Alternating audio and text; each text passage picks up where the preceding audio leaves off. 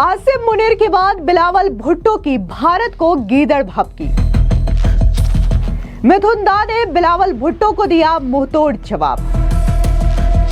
कहा 140 करोड़ लोग मूतेंगे तो पाकिस्तान में सुनामी आ जाएगी। उन्होंने सोचा एक डैम बनाएंगे और 140 करोड़ आदमी उधर पेशाब करेगा, फिर डैम खोल देगा, कोई गोली नहीं चलेगी, सुनामी आ जाएगा। मिथुन दा ने कहा हमारी खोपड़ी सनकी तो एक के बाद एक ब्रह्मोस चलेगा।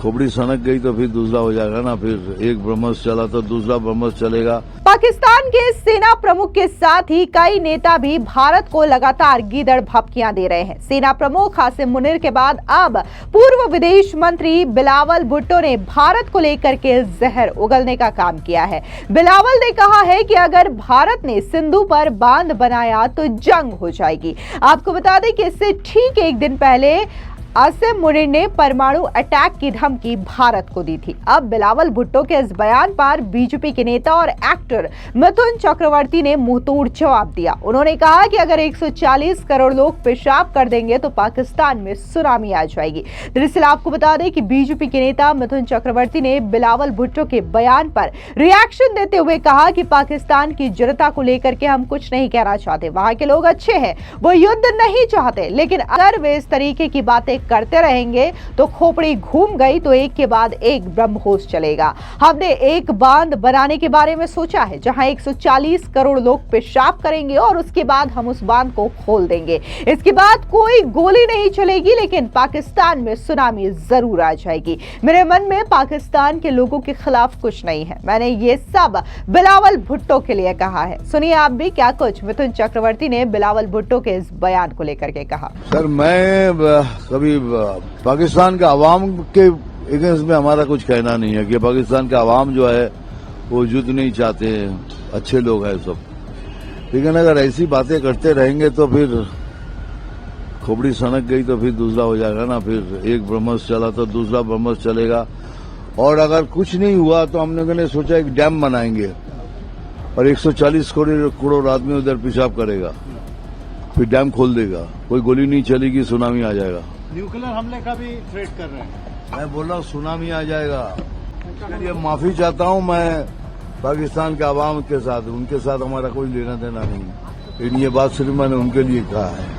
इसके अलावा आपको बता दें कि जिस तरीके से मिथुन चक्रवर्ती ने बिलावल भुट्टो के इस गीदड़ भभकी को लेकर के मुंहतोड़ जवाब दिया, तो वहीं दूसरी ओर देश के डिफेंस एक्सपर्ट संजीव श्रीवास्तव ने भी इस पर अपनी प्रतिक्रिया जाहिर की। उन्होंने साफ तौर से कहा कि पाकिस्तान की तो ये आदत हो गई है कि हर बार भारत को गीदड़ भभकी देने के।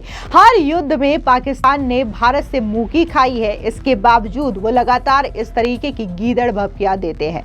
सुनिए क्या कुछ डिफेंस एक्सपर्ट संजीव श्रीवास्तव ने कहा। देखिए, पाकिस्तान के लीडरशिप के द्वारा इस तरीके के जो बयान दिए जाते हैं वो एक गीदड़ भभकी मात्र ही है, उससे ज़्यादा वो कुछ नहीं है। पाकिस्तान के जो हुक्मरान हैं वो जानते हैं कि वो कभी भी भारत से युद्ध जीत नहीं सकते। भारत ने पाकिस्तान को 4 युद्धों में पराजित किया और साथ ही साथ 3 एंटी टेरर स्ट्राइक्स भारत ने जहां भी चाहा जा करके वो की और उसमें सारी सफलताएं अर्जित की। और लेटेस्ट जो ऑपरेशन सिंदूर है उसमें भी भारत ने पाकिस्तान को एक बार फिर से बड़ी शिकस्त दी है। और आज का ये जो नया भारत है वो आतंकवाद के खिलाफ जीरो टॉलरेंस के रुख पे चलता है। और पहलगाम की आतंकी घटना के बाद भारत ने स्पष्ट कर दिया था कि ये जो नया भारत है इस घटना को रिस्पॉन्ड करेगा और हमने एक कम्प्रहेंसिव काउंटर टेररिज्म रिस्पांस किया और इसी प्रक्रिया में सिंधु जल समझौते को भी स्थगित कर दिया है। और एक शर्त भी भारत की स्पष्ट है कि जब तक पाकिस्तान आतंकवादी साजिशें भारत के खिलाफ रचना बंद नहीं करता तब तक ये सिंधु जल समझौता एबेंस में ही रहेगा, वो स्थगित ही रहेगा। और इस तरीके के जो गीदड़ भभकियों का और इस तरीके के बयानों का भारत के ऊपर कोई असर नहीं पड़ने जा रहा है। इसके अलावा आपको बता दें कि डिफेंस एक्सपर्ट संजीव श्रीवास्तव ने पाकिस्तान को चेताते हुए कहा कि अगर पाकिस्तान इस बार भारत से उलझने की कोशिश करेगा तो वो टुकड़ों में बढ़ जाएगा, न जाने अब पाकिस्तान के कितने टुकड़े होंगे। और यदि कोई युद्ध भारत और पाकिस्तान के बीच में अगला छिड़ता है तो मेरा ऐसा मानना है कि ये पाकिस्तान के विखंडन का भी कारण बनेगा। युद्ध तो पाकिस्तान जितना दूर, पाकिस्तान के आंतरिक हालात ही इतने दयनीय हैं कि वो पाकिस्तान को कई भागों में विभाजित कर सकते हैं। तो ये पाकिस्तान के हुक्मरानों का ये जो बयान है वो एक गीदड़ भपकी मात्र है। साथ ही साथ मैं इसको ऐसे भी देखता हूँ कि एक डाइवर्जनरी टैक्टिक्स के तहत अपनी विफलताओं पर पर्दा डालने के लिए वो भारत के खिलाफ आक्रामक बयान देते हैं ताकि जनता के अंदर का जो असंतोष है उससे वो अपने आप को बचा सके। तो ये डाइवर्जनरी टैक्टिक्स के तहत भी ऐसे बयान दिए जाते हैं। वहीं दूसरी ओर बीजेपी के नेता शशांक मनी ने भी बिलावल भुट्टो को करारा जवाब दिया और उनका कहना है कि हमें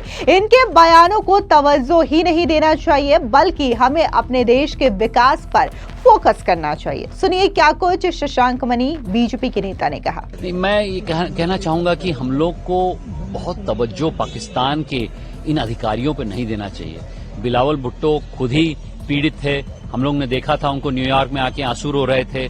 उसी के साथ साथ आसिम मुनीर किसी तीसरे देश में जाके बयान देते हैं, न्यूक्लियर सेबर रैटलिंग करते हैं। ये दोनों लोग मेरे हिसाब से गैर जिम्मेदार बयान देते हैं और इसके लिए हम लोग को बहुत विचलित नहीं होना चाहिए। हमारा क्या लक्ष्य है? हमारा लक्ष्य है विकसित भारत की तरफ बढ़ना।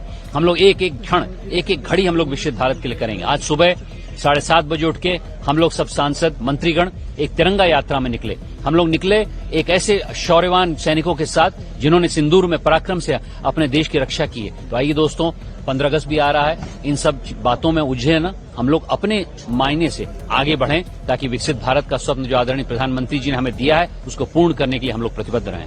दरअसल आपको बता दें कि जिस तरीके से पाकिस्तान के पूर्व विदेश मंत्री बिलावल भुट्टो ने यह बयान दिया कि अगर भारत जो है वो सिंधु में बांध बनाएगा तो इसके बाद जंग होगी, लेकिन आपको याद दिला दें कि इससे ठीक पहले पाकिस्तान के ही सेना अध्यक्ष आसिम मुनीर ने भारत को परमाणु अटैक की चेतावनी दी थी। अमेरिका दौरे पर गए पाकिस्तानी सेना अध्यक्ष ने वहां एक कार्यक्रम के दौरान भारत को परमाणु युद्ध की धमकी दी थी। सिंधु जल संधि का जिक्र करते हुए आसिम मुनीर ने कहा था कि हम परमाणु संपन्न देश हैं, अगर हमें डुबाने की कोशिश हुई तो हम अपने साथ आधी दुनिया को ले डूबेंगे।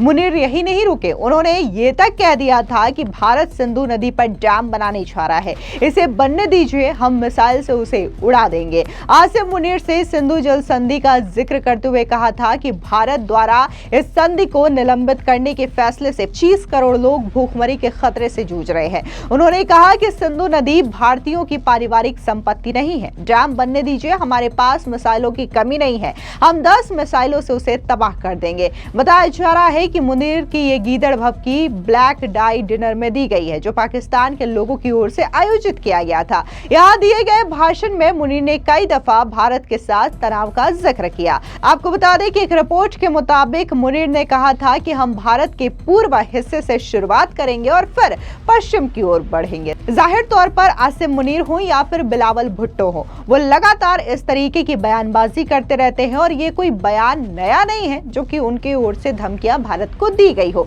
इससे पहले भी कई दफा जो पाकिस्तान के लीडर्स हैं, सेना प्रमुख है, वो इस तरीके की धमकी भारत को दे चुके हैं और इन धमकियों का नतीजा जो है पाकिस्तान ने भारत की ओर से ऑपरेशन सिंदूर में बखूबी देखा है। लेकिन इसके बावजूद अपनी हरकतों से पाकिस्तानी सेना अध्यक्ष और वहां के लीडर्स बाज नहीं आ रहे हैं और इसी तरीके की धमकियां दे रहे हैं।